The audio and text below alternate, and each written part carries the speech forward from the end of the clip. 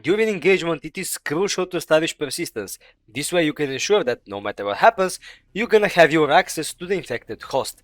And today we're gonna be doing just that. We're gonna use Havoc C2 to actually establish persistence with something called SharpPersist. Alright, so let's get an overview of my environment. Here I have a Havoc C2 in my Kali Linux VM, and from there I'll be able to run assemblies and establish persistence. Now if you want to have more details on how to set up and install that, you can click the video on the top right corner. Now beside that, I have Windows 11 machine from where I'll be testing the payloads, the SharpPersist and the Havoc beacon will be executed from here, and we're gonna be having some fun. Let's analyze what SharpPersist is and how does it work. This is a tool for establishing persistence via various ways. That being KeePass for backdoor KeePass config file, then we have the registry, then we have scheduled task, start a folder, Tortoise SVN hook script, which I'm not sure what that is. We have a new service and a new task. So if that's a task, here we're gonna alter already present task, while here we're gonna create a new one. Then we have the methods, which is being super nice because not only you can establish persistence, but also check if there's already established persistence and remove the established persistence. Now with that, we can actually say how often we want that to be triggered, and there are some examples. For instance, there is the example of actually starting a calculator as soon as our machine reboots, so I actually think of trying that out.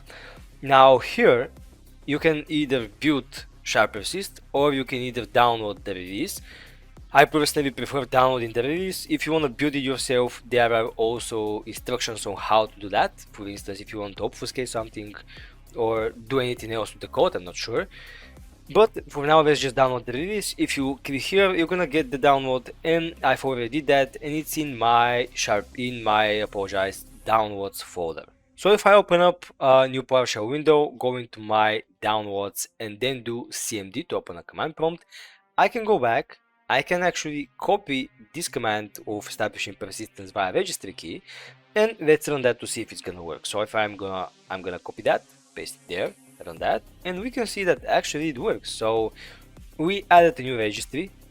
So as soon as my machine boots, it's gonna execute cmd.exe with the arguments of cog.exe. So without further ado, let's test that to see if it works.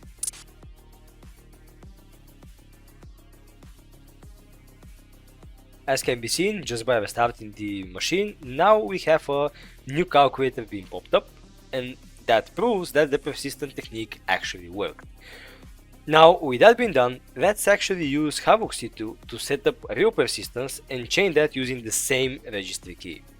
Now, before doing the actual real work, I want to showcase how to actually remove an already established persistence method.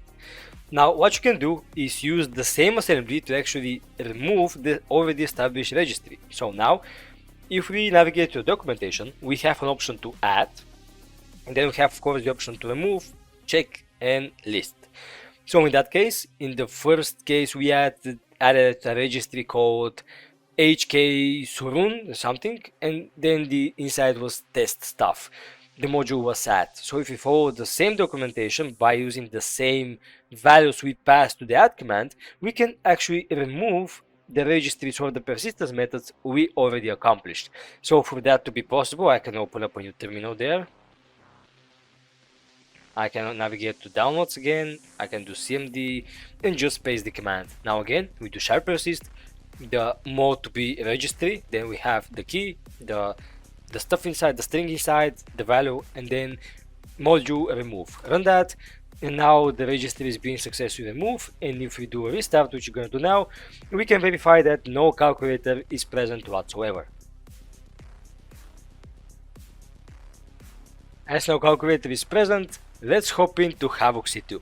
Now I am back on my Kali VM. Here I started the Havoc server, and my Havoc client is on a different workspace. Now here the first thing I need to do is to actually set up a listener, so I'm gonna remove my current and do it from scratch.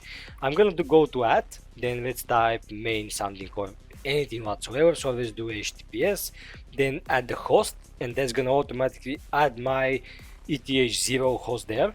Now after that, the ports, I want to be 443 as it is now. I'm not gonna touch the user agent, and I can do just click save.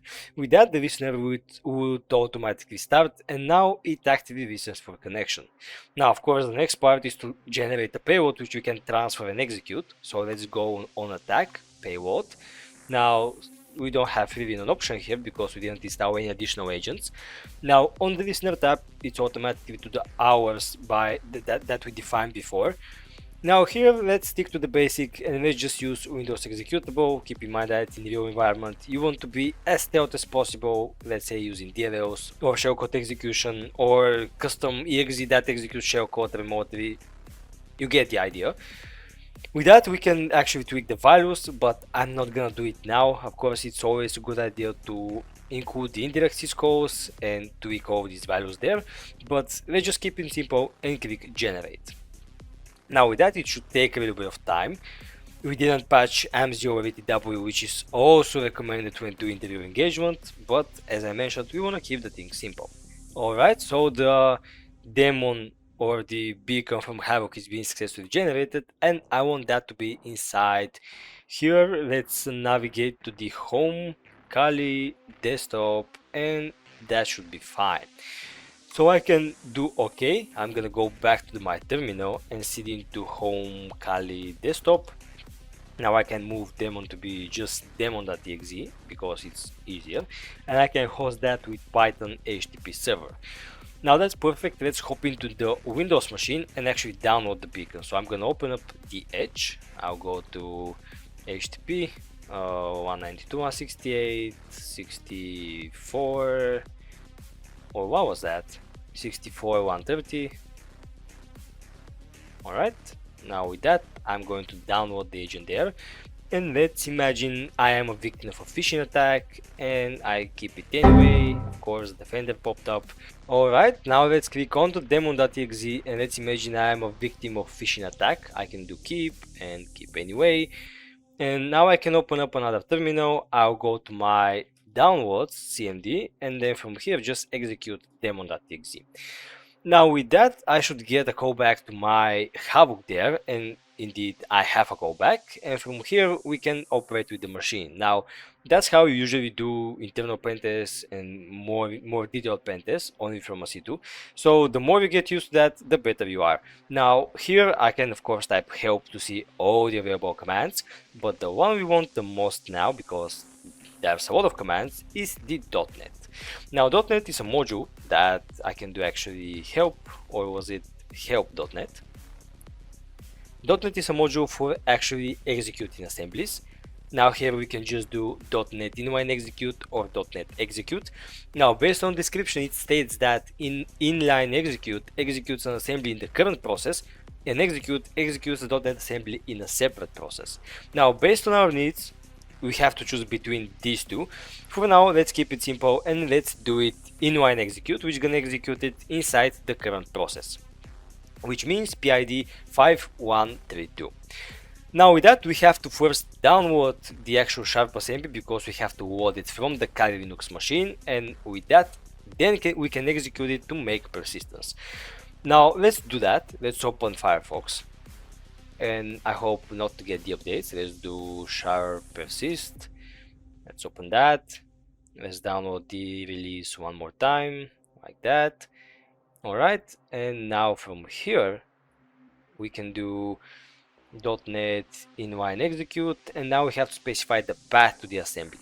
But to make things more simple, I can actually do move home Kali downwards SharPersist to here, and actually call that sp.txt because it's easier to type. And now here we do .NET inline execute home Kali desktop sp.exe, and without specifying anything, let's see if we can get that successfully to work. And if we see the help menu and all the parameters, then we can actually verify that it's working. In that case, we have an error, must supply technique and method variable, see help. Alright, so let's do .NET, actually So let's try the very same command, but just do -h. So let's see if anything does something this time. And indeed, we can successfully confirm that we can execute assembly via the Havoc C2. Now, by following the same logic from our previous example, we can actually use a registry which gonna point to our beacon, so as soon as the machine is being rebooted, we can get a callback. Now, with that being said, let's navigate to the previous example we did there, which is that one, and let's repeat the command, but now specify the arguments. Now I'm not sure because inside the arguments there we have already a quote, so we can either escape them or just leave it as it is now. So I'm not sure how Havoc is gonna handle that, but we're gonna check that now. So here we are adding the very same command, but instead of calc.exe, I want to go inside C users lsec downwards and then do daemon.exe. That's about it. So let's run the command and let's see if Havoc successfully handles the arguments or if I pass it correctly. And I did not. So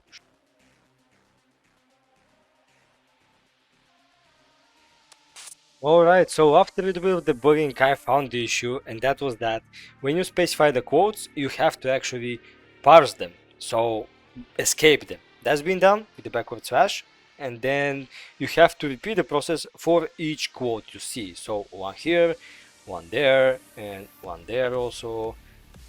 Also do one here, and actually four more. 1, 2, 3, and 4. With that, let's run the assembly now. Let's wait for it to finish, and we can see the very same output.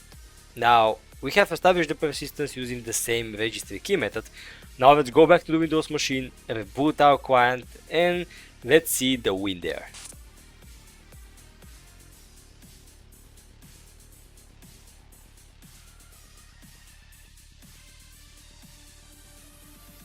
So as you saw, after restarting the app, you have that blank CMD being popped up.